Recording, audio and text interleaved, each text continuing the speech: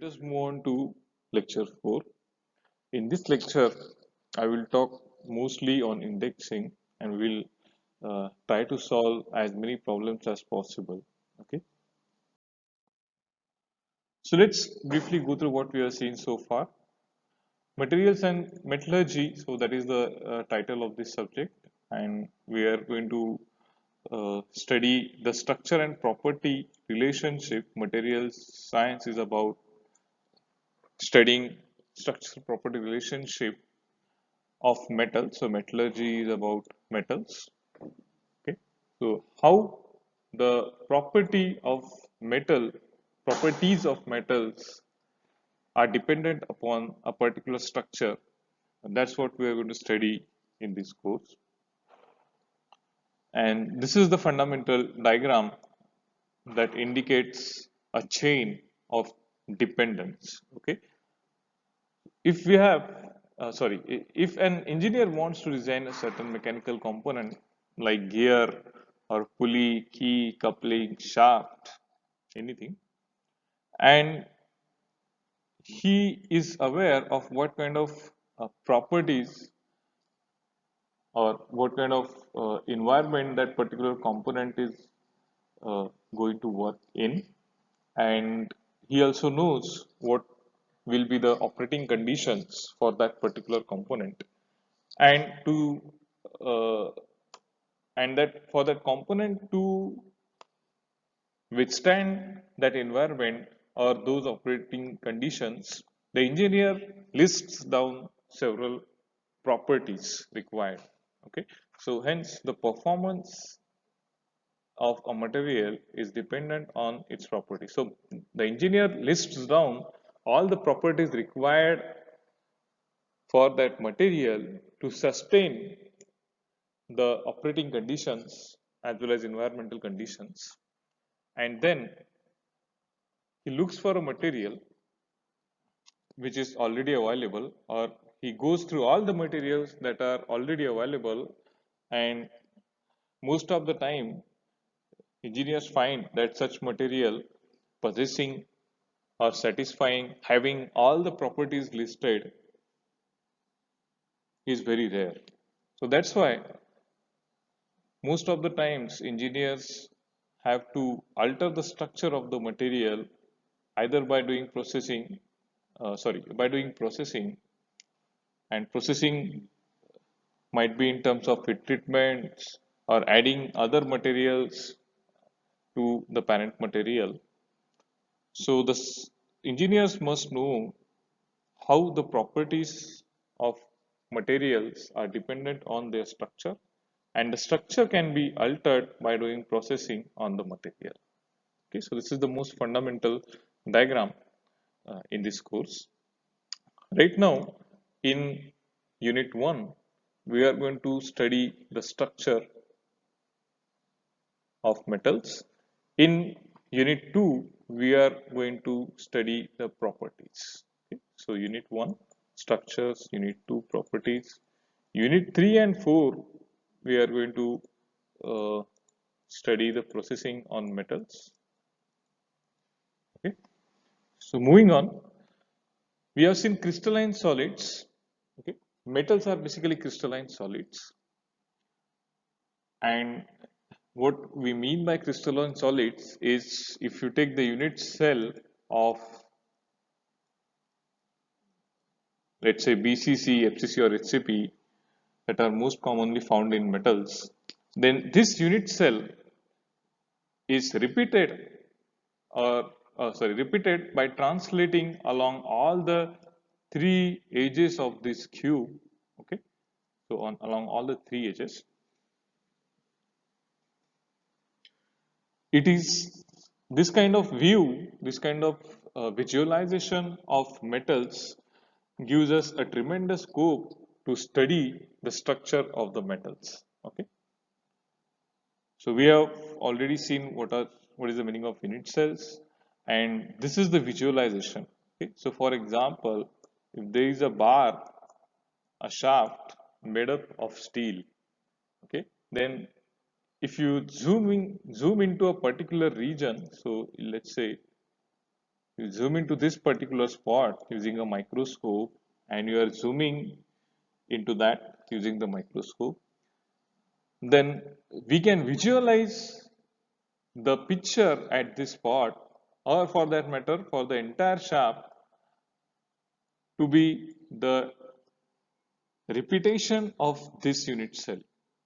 Okay, so if let's say that the crystal structure of this is BCC, then this is a unit cell of BCC crystal structure, and this is repeated everywhere. This is repeated by translating along all the three edges. Okay, so that's what we expect to appear under the microscope, or uh, that's the kind of visualization that scientists or engineers have when they're talking about the microscopic view of a metal. Okay. Let's move on to the next topic, which is indexing. Many times there is a need to uh, define certain direction or certain plane or a point inside a unit cell, because uh, if you observe the unit cell, you find that along a certain plane there are more atoms. Okay, so in a particular plane there are more atoms as compared to some other planes, and uh, this refers to close packing of a certain plane. Okay? So this is the unit cell of BCC crystal structure, and you can observe a plane like this. Maybe this is point A, B, C, D. So this is the top plane A, B, C, D, and this is the bottom plane P, Q, R, and S. So top plane is ABCD, bottom plane is PQRS. And if I'm talking about the top plane, so A, B, C, D plane, so I'm etching this, I'm talking about the top plane. And if I try to compare this plane with a plane AQRD, so let me use another color. I'm talking now about a plane like that. And this plane contains the body centered item.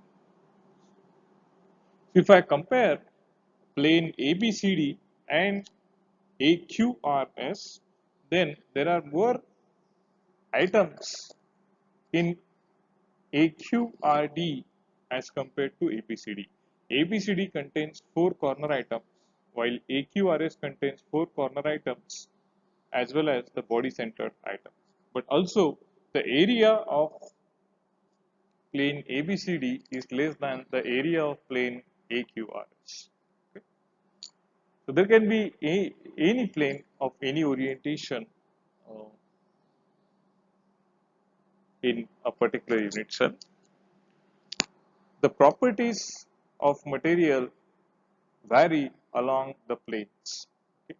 A certain property, the value of certain property may be different along this plane, along plane A, B, C, D.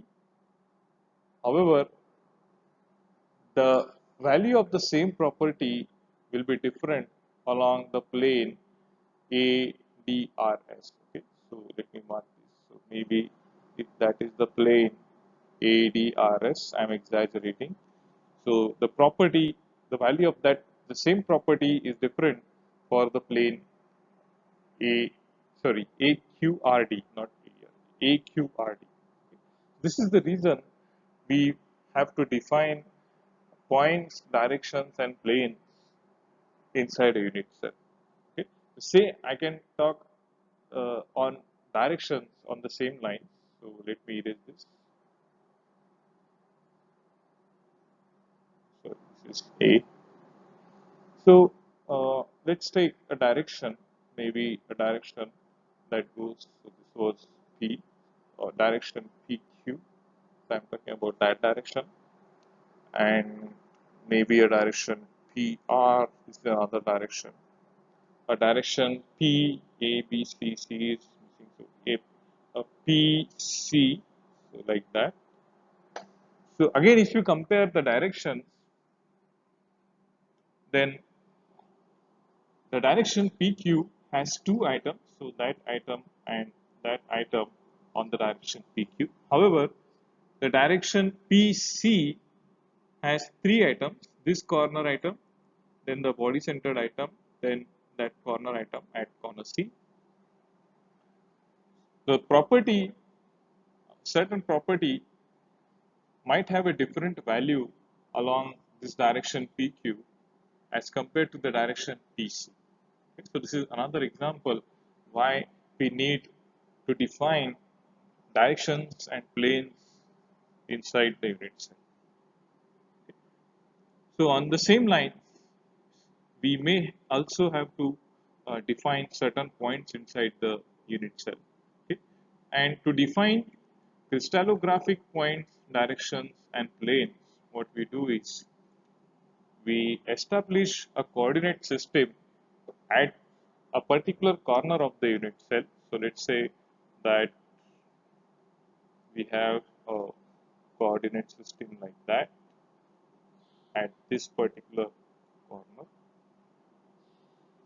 Okay, so suppose this is x and y and that is z.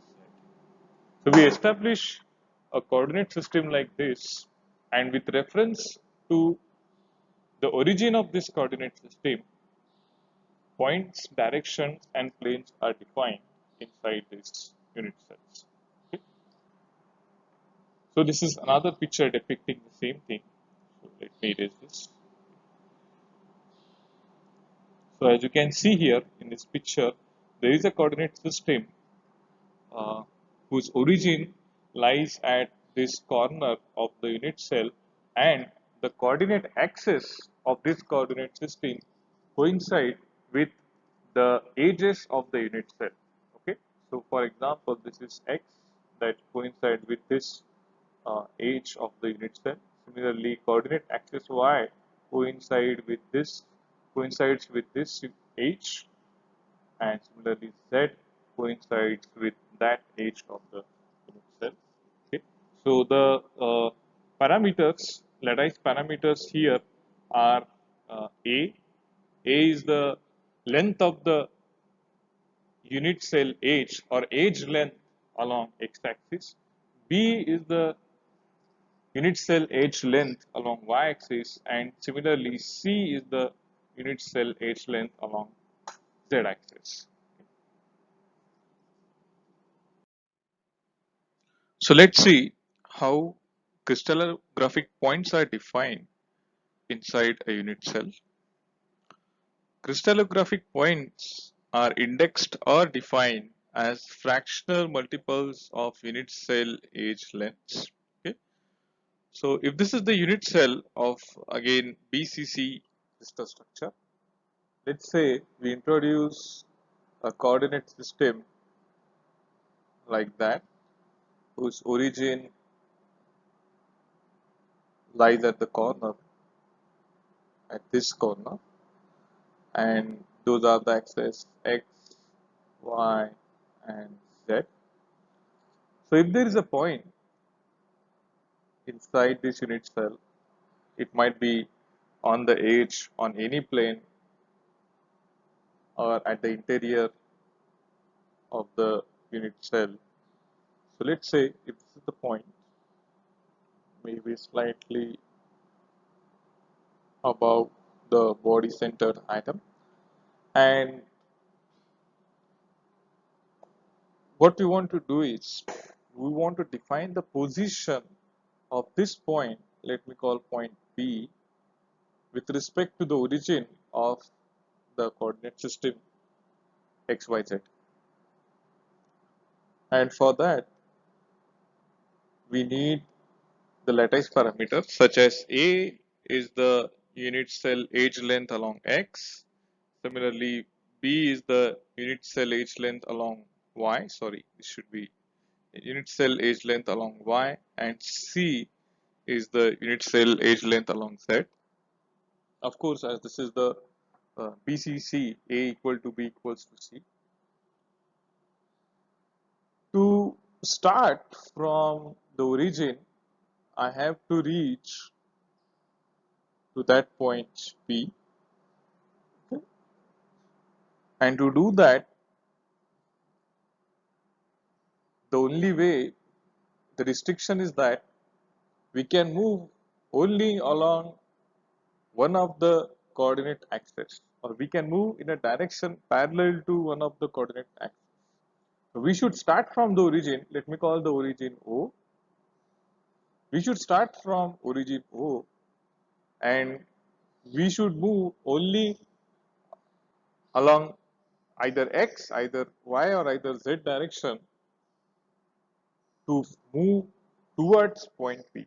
Okay, so I can, starting from O, I can move a little bit along x-axis, a little bit along y-axis, and a little bit along z-axis to reach that point P.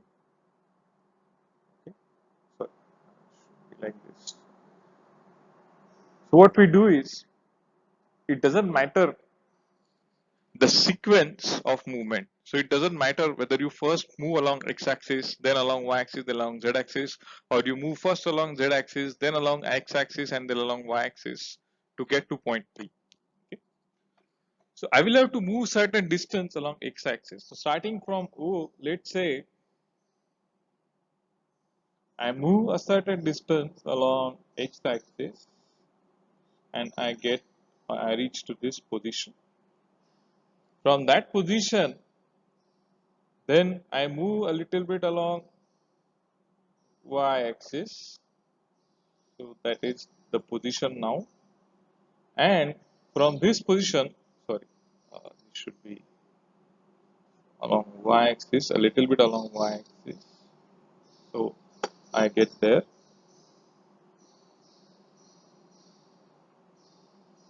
And from this position, then I move along z-axis.